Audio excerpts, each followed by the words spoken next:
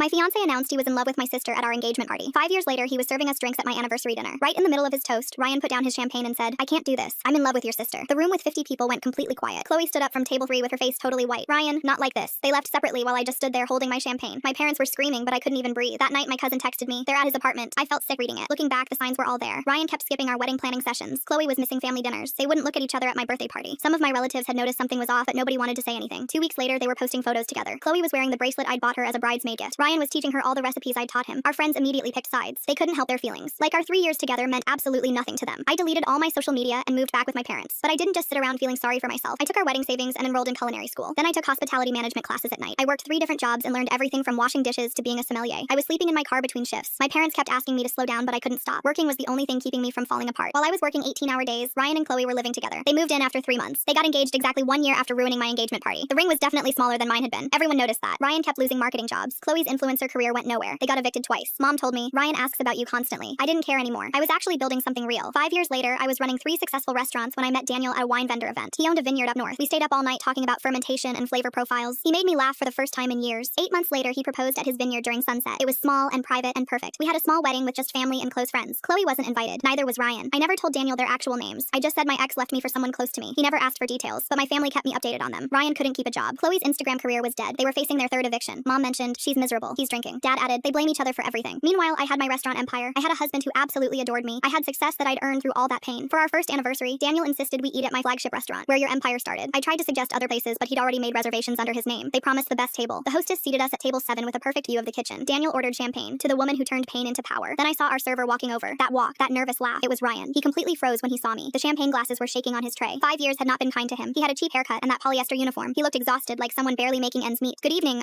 his voice cracked. "I'll be taking care of you tonight." Daniel didn't recognize him, but Ryan definitely recognized Daniel. Our wedding announcement had been in the business section, the vineyard acquisition. Everyone talked about us as this power couple. I watched him swallow hard. "Would you like our specials?" His hands were shaking holding the tablet. Daniel ordered everything expensive. The wagyu, the wine pairing, the full 7-course tasting menu, all the things Ryan could never afford on a server's salary. For 2 hours, Ryan had to serve us. He refilled our glasses. He cleared our plates. He asked if everything was prepared to our liking. He watched Daniel kiss my hand. He listened to us laugh together. He saw the Harry Winston anniversary band that cost more than he made in a year. I could see him doing the math in his head. He'd only been working there 2 weeks. The restaurant had changed ownership 6 months ago. He hadn't known it was mine when he applied. Nobody mentions the owner's name during server training. Now he was trapped. When Daniel went to the bathroom, Ryan lingered at our table. "The restaurant. I didn't know it was yours. I didn't say anything. Started here last week. Needed anything. Still nothing from me. Chloe left me. Said I lacked ambition." His voice was breaking. I think about that night constantly. What I destroyed. Daniel came back and mentioned casually, "My wife owns this place." Building quite the empire. Ryan nearly dropped our dessert. "Congratulations," he whispered. When the check came, I signed it. Tips included. He stared at the amount. It was more than he'd make all week. A week later, my manager mentioned Ryan had quit. No notice. He just disappeared. Chloe was engaged to some dentist now. She texted me once wanting to talk. I deleted it.